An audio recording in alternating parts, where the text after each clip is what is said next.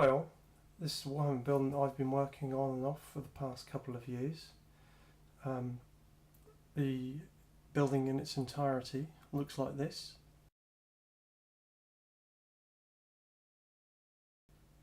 This picture was taken about a year ago when I got it to a stage where I could put it together, take the picture and make it look like it was finished.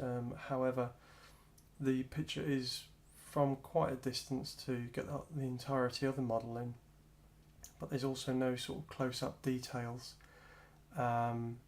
which was quite handy because although the building looks finished, it gave me the opportunity to go back and rework the details, which is mainly the weathering of the building. So in this video I'm going to discuss how the weathering effects were painted onto the building. With regards to the painting of this model, it's made up of 4 distinct areas. You've got the brickwork, the treated timbers, the lime wash and the roofs. I won't be discussing the roofs in this video though, I'll do a separate one for that. And there's also another area which is quite small, but it's the metalwork, the rusted metalwork, which is obviously a big part of the weathering. So as you can see in front of you, I've got one of the sections of the model. This is one of the quadrants that make up the lower half of the model. As you can see, the brickwork is fully painted with different shades of bricks and the mortar in between the bricks. The timbers have been dry brushed, the lime wash areas have been weathered, they've got mildew and sort of moss growing on, and the metal areas have been rusted. What I'll do is just pick this up so we can just see it in its entirety. So we've got the chimney on the top there, and also just so you can get a better look at the entrance. That door is metal, but it hasn't been rusted because that's the front door, so I kind of presumed that they kind of look after that, although it is weathered slightly. Just have a closer look at the brickwork there, and the metal grates on the lower windows as well are heavily rusted. Just a quick note of the windows. You can see the glass with the leading. They were initially painted hawk turquoise, then with a gloss varnish, and then obviously dry brushed. The timber was dry brushed. So I just put that back down. So what I'll do now is I'll go through each section and discuss the painting techniques used. So I'm going to start off by discussing how to paint the timbers. As you can see, I've replaced the finished part of the building with another quarter of the building which has essentially had the base coats painted on. I'm going to be discussing the timbers now. The timber areas have essentially been painted chaos black with a slight bit of grey in, just to take the edge off the blackness. It's more of a dark charcoal colour. And what I'm going to do is dry brush with this colour. I don't actually know what it is. As you can see, it's a very old paint, but it's an old Citadel paint from one of the original ranges of the 90s. I think it possibly might have been the original Elf Grey, which has changed in colour, but it's a quite a light greeny grey.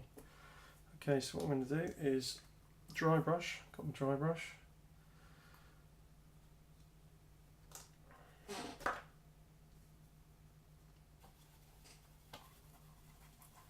Is all I'm going to do is work through the areas of timber with the dry brush. As you can see, really starts to bring out the details. I'm going to go lightly over the window tracery because I don't want the dry brush to be go on the gloss areas, because obviously that will dull it down and make them look less like glass. So it's just your standard dry brush technique. when I dry brush a large model like this, I tend not to wipe as much paint off the brush as I would normally. It's a bit of a wet dry brush, essentially because with this model there's a lot of texture and I want to do it as quickly as possible because this takes an incredibly long time to do.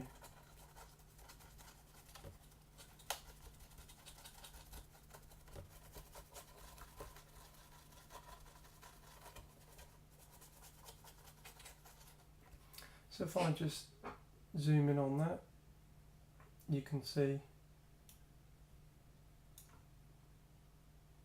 just about the difference that it makes. Just stands out that little bit more, brings out the texture. So I'm going to go ahead and do the rest of the model with that.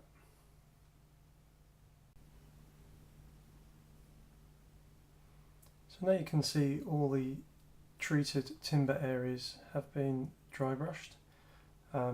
Helps to really pick the detail out, just makes it pop a little bit and just makes it look a little bit weathered. As I said, these timbers are treated, which is why they're black, as opposed to the timber supports on this chimney. That would be the raw timber. As you can see, it looks very different, has a lot more weathering going on. So as you can see, I've brought the finished model in just to discuss the technique I used on the brickwork. It was originally sprayed with cellulose car paints. It was sprayed a deep terracotta colour. This was then speckled with a dark brown colour just to break up the flatness of the red. I then went over it with a mix of Sistel orange ink with different reds, browns and a bit of chaos black just to give me a deeper terracotta colour. This was then painted onto random bricks, and then I added a little bit more Sheridan granite and chaos black into the mix, and then went through and painted some random bricks, essentially until all the brickwork was done, and to give you that broken up random feel.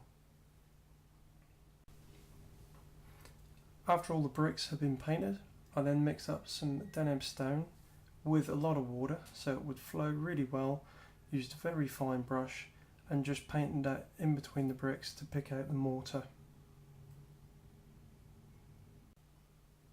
Okay, so I've got my slightly darker mix. I'm just going to paint randomly onto some bricks. I'm just going to paint this section here just to give you an idea of what's going on with that.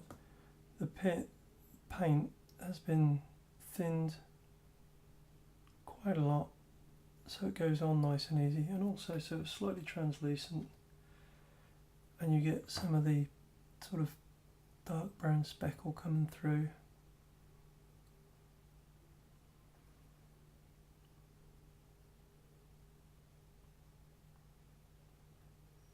Okay, that's fairly random. Then I'll move on to a slightly darker shade and paint some of the other bricks.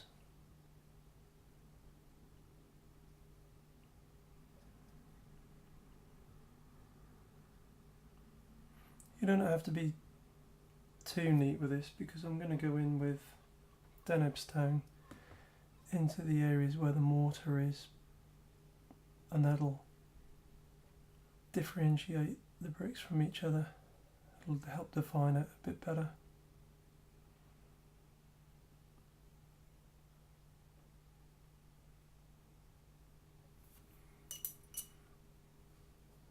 Okay, and now I'm moving on to my darkest tone.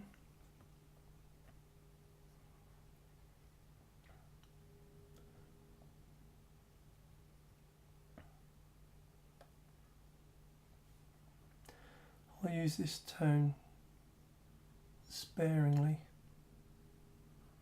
because I don't want to lose the overall effect of it being red brick.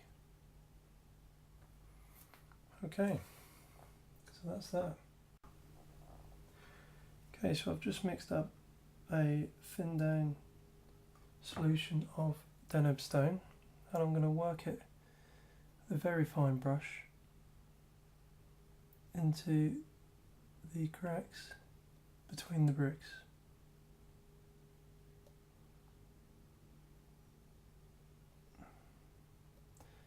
You need to be fairly accurate with this. Because I've thinned it down, it flows nice and easy. It's also slightly translucent when it's not actually in the crack of the brick. It kind of is realistic when it comes to lime mortar. You know, it kind of stains the brick slightly. See there, I've gone over too much, just wipe my finger over it. Just wipe it off the brick.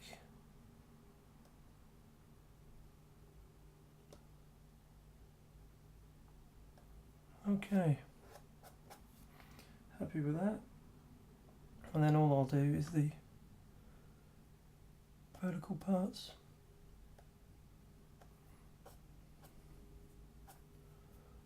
See where you've got that sort of bit of bleed there? That's quite a natural effect from lime mortar.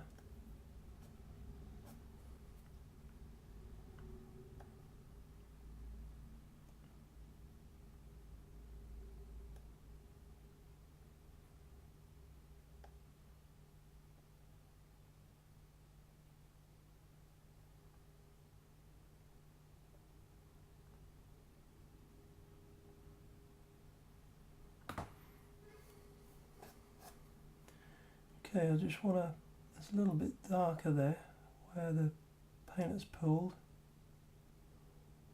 Just want to stop that from standing out so much. Whoops. Okay. So that's the brickwork.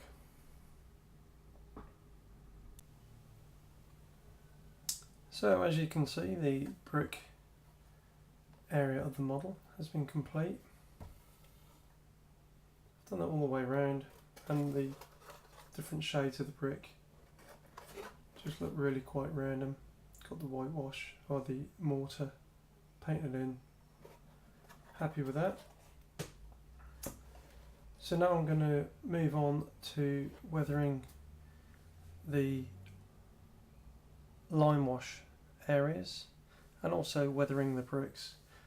And to do that, I first of all paint Thacker green. Thacker green's great because it's really quite translucent, and you can do a number of layers just to darken it up. It helps the blending of it into the model much easier. And also, once I've done the Thacker green, I then paint Devlin mud onto the Thacker green, onto the lower areas, which gives it a deeper, mossier look.